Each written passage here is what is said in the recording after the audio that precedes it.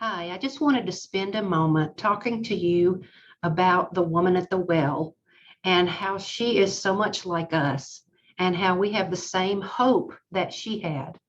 Just imagine being the subject of town gossip because of your choices. Imagine having to walk to a well carrying a heavy clay jar in the heat of the afternoon because you couldn't bear the stairs if you drew water when the other women were there.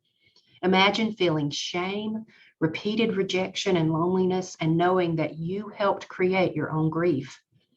That's what it was like for the woman at the well. And while most of us don't have to go to a city well for water anymore, I bet many of us still feel that same loneliness, shame when we fail, rejection, and regrets. Even believers in Christ have times like these.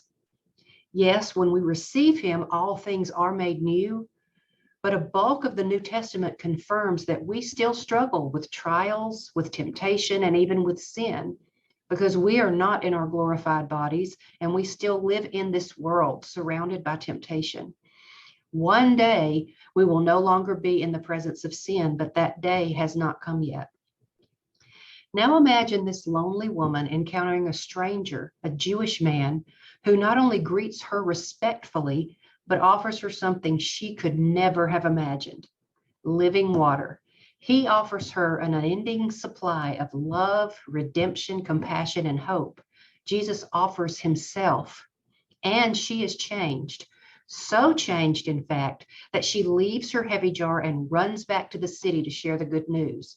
She's no longer worrying about the gossip or her reputation. She's been changed by Jesus, and she wants everyone to know. If you've ever been at that well, lonely, ashamed, and you've met Jesus, you know that excitement.